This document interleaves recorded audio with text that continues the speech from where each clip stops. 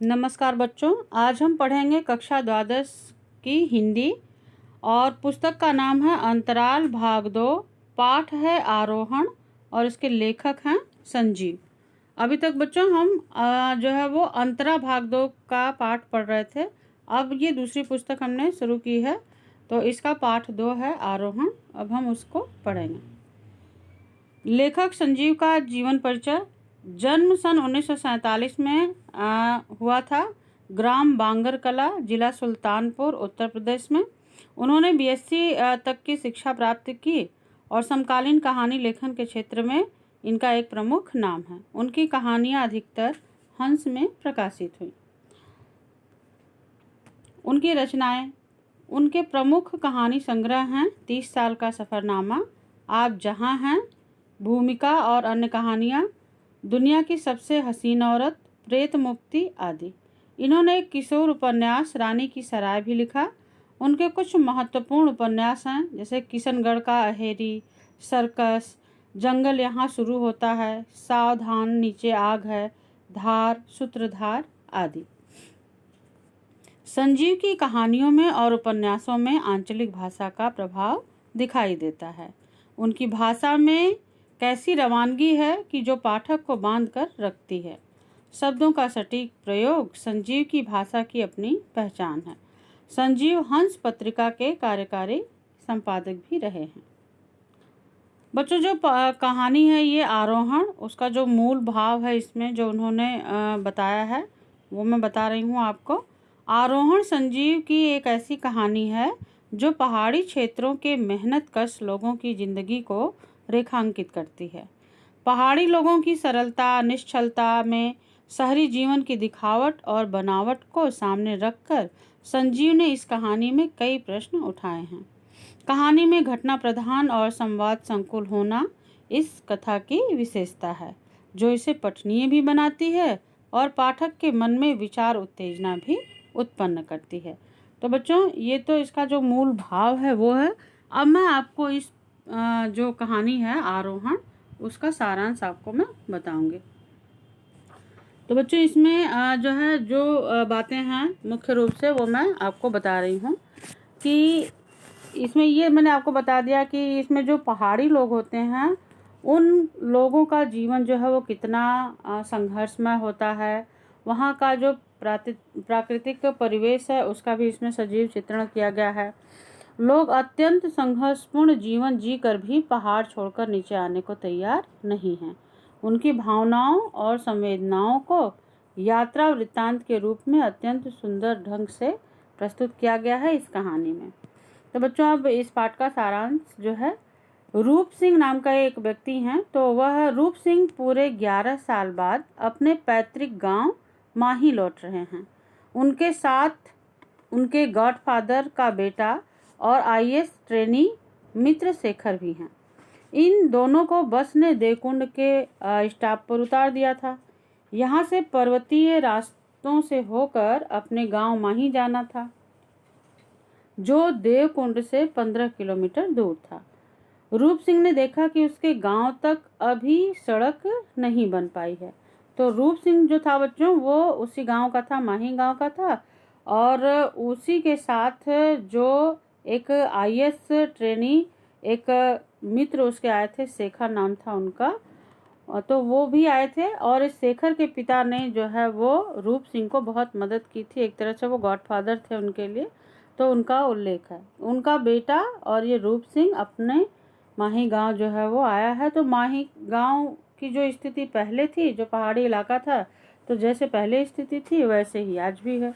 तो रूप सिंह जब उस रास्ते पे आया तो उसने देखा कि जो स्थिति पहले थी वही आज भी है। ऐसे में वह अपने मित्र शेखर को गांव तक पैदल ले जाने में अपनी बेइज्जती समझ रहा था। इस समय सवेरे के 10 बज रहे थे और गांव तक पहुंचते पहुंचते शाम हो जाती थी। अगर वह पैदल जाते तो फिर क्या होता कि वह शाम तक ही अपने गांव तक पहुंच पाते। तो शेखर अपने बाइनोक्यूलर से पहाड़ों और वादियों के मनोरम दृश्य देखने में मगन था। क्योंकि आप सभी जानते हैं कि अगर हम मैदानी भाग के हैं और पहाड़ों पे अगर हम जाएं तो वहाँ का जो नैसर्गिक सौंदर्य है वो हमें अपने आप ही अपनी तरफ आकर्षित करता है। तो ऐसे ही शेखर को भी वो जो पहाड़ी वादियाँ थीं वो अपने तरफ आकर्षित कर रही थी और वो उन्हें और नज़दीक से देख पा रहा था। परंतु रूप सिंह को तो देवकुंड और माही के बीच जो बड़े बड़े पहाड़ थे उसके पीछे की जो धुंध थी, धुंध जैसे बादल, और 10,000 फीट की ऊंची पहाड़ी की चढ़ाई नज़र आ रही थी। उसे लग रहा था कि कैसे इतनी ऊंचाई हम चढ़ेंगे।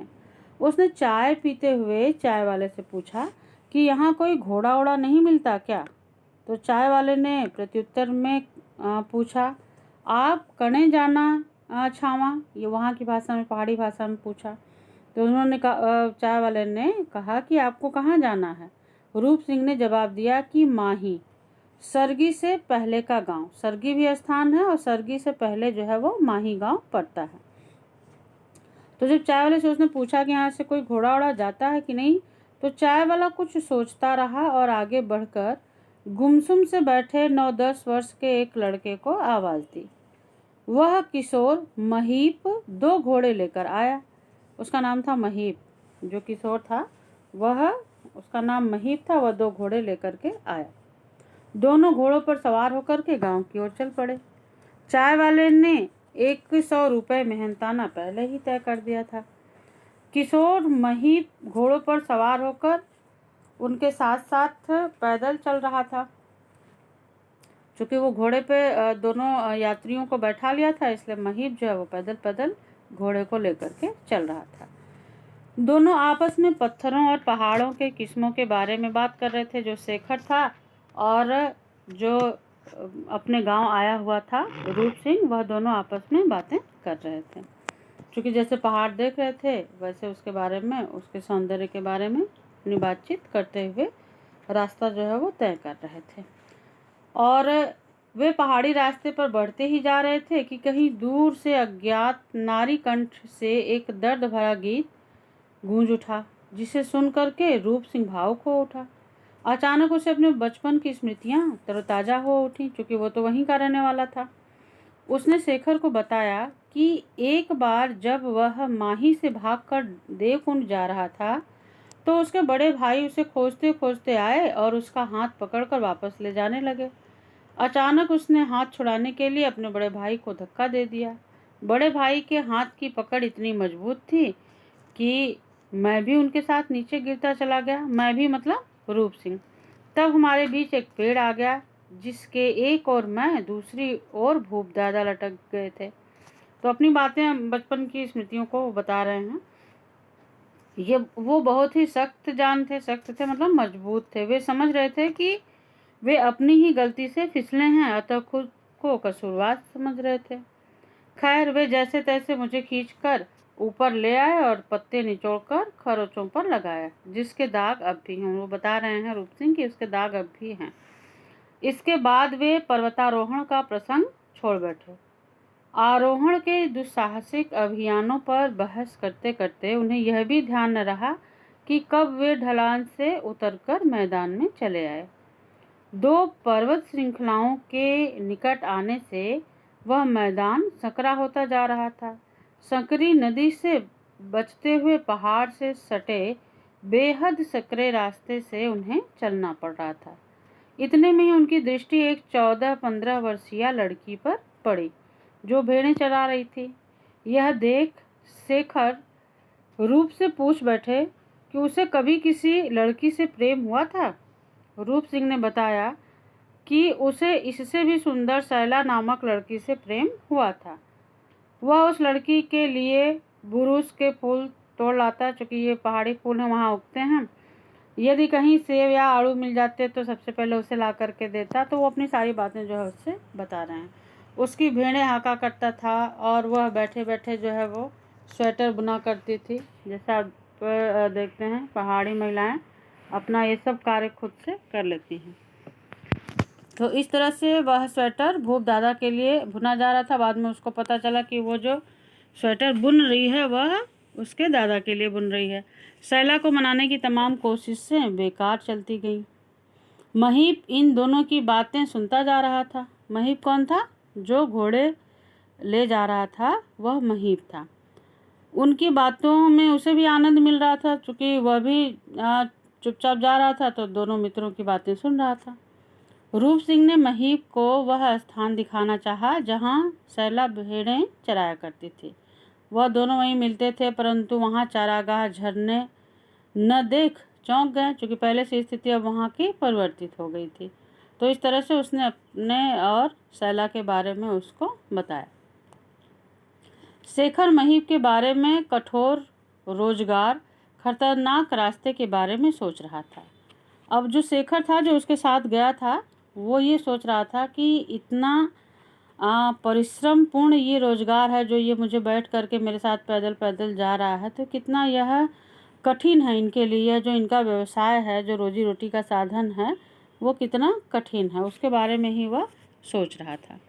उसने महीप से उसके बारे में कुछ पूछना चाहा, पर महीप ने खराब रास्ते का हवाला देकर बात करने से मना कर दिया और घोड़ों को पुचकारते हुए निर्देश देते हुए आगे बढ़ने लगा। थोड़ा आगे चलकर झरने पर महीप ने घोड़ों को पानी पिलाया और खुद भी पानी पीने लगा। घोड़ों को पानी पीता देख रूप ने शेखर को बताया कि किस तरह उसके पिता यहाँ ट्रेनिंग के लिए आए थे और रास्ता भटक गए थे। तब उसने ही चुस्ती दिखाते हुए पहाड़ पार कराया था, जिससे वे खुश होकर उसे भी अपने साथ मसूरी ले गए और वही उसने 11 साल बिता दिए। तभी महीप ने आवाज़ देकर आगे चलने के लिए कहा। उसका गांव निकट आता जा रहा था और रूप सिंह को सुपिन नदी, जंगल, पीछे हिमांग का ऊंचा पहाड़, अपना जो खेत था, घर, बाबा माँ, भूप दादा के अलावा केदार कांठा, दुर्योधन का मंदिर, यह सब याद आता जा रहा था। गांव पहुंचकर उसने महीप को 100 रुपये के बजाय 10-10 के 12 नोट दिए। रूप सिंह ने उससे रुकने का आग्रह किया, पर वह एक घोड़े पर सवार और दूसरे को हाँकता हुआ देवकुंड की ओर वापस मुड़ गया। तो महीप जो था, जो घोड़ों पर बैठा करके ले गया था, वो वहाँ रुका नहीं, वो अपना पारिश्रमिक ले करके और वहाँ से वापस आ गया।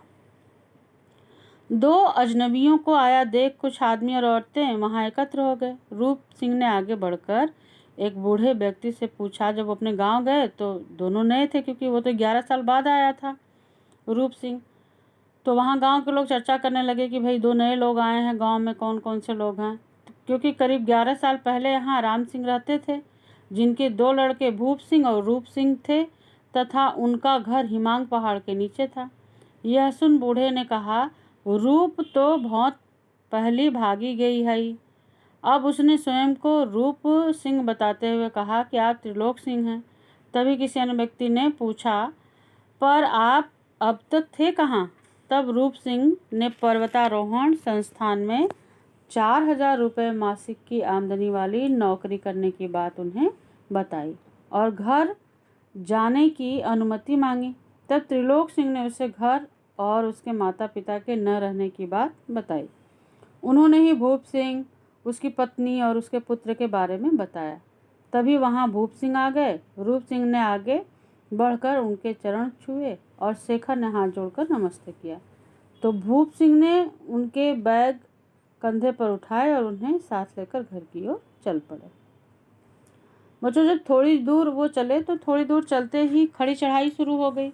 पहले तो वे पेड़ और पत्थरों के सहारे चढ़ते रहे, पर शीघ्र ही थक कर रुक गए।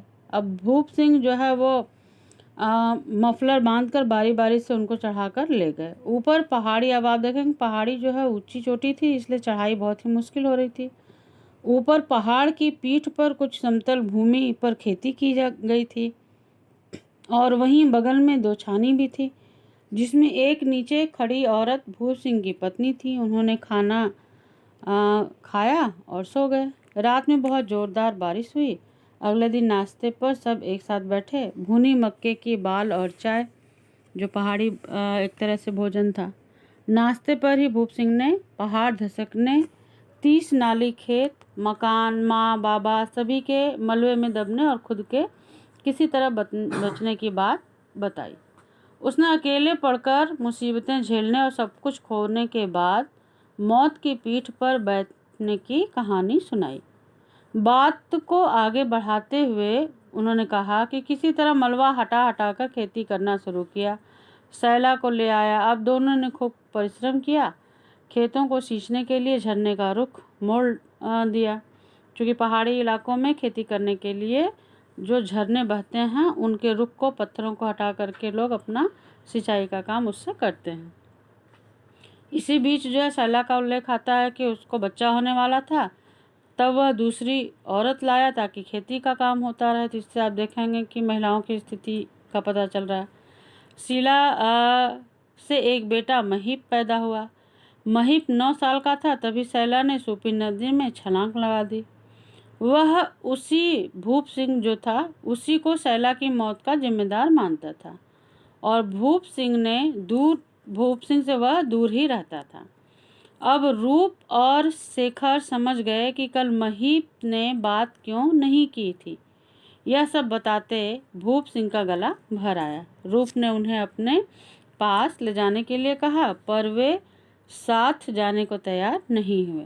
तब रूप ने उनसे कहा कि यह पहाड़ कभी भी धंस सकता है, हम सब नीचे चले गए हैं, आप यहाँ अकेले कैसे रहेंगे। तब भूप सिंह ने भावुक होकर के कहा, कौन कहता है अकेला हूँ, हया माँ है, बाबा हैं, सैला है, सोए पड़े हैं सब, हया महीप है, वल्द है, मेरी घरवाली है। इन पहाड़ों में मेरे पुरखों, मेरे प्यारों की आत्मा भटकती रहती है, मैं उनसे बात करता हूँ। अब तो जिंदा रहे तक न ई बल्द उतर सकते न हम, मतलब वहाँ से जाने के लिए वो तैयार नहीं हो सकते, अपनी भाषा में बात करते हैं। तो भूप जो है वो भूप पहाड़ ने अपना लगाव न त्याग सके और रूप के साथ नीचे नहीं आए। तो जो भूप सिंह थे, जो रूप सिंह के जो भाई थे, उन्होंने ये कहा कि भाई उनका जो पहाड़ी प्रेम है, उनका सब कुछ यहीं पर है, इसलिए अब वह नीचे नहीं आ सकते, इसलिए वो उनके साथ चलने के लिए तैयार नहीं हुए। तो इस तरह से बच्चों ये पहाड़ी जीवन जो है वो कितना कठिन है उसके बारे में ही इस कहानी में पूरा बताया गया है। धन्यवाद। इस पाठ का सारांश आप अपने शब्दों में अपनी कॉपी में लिखेंगे और इसके जो कठिन शब्द हैं वह भी आप लिख लेंगे।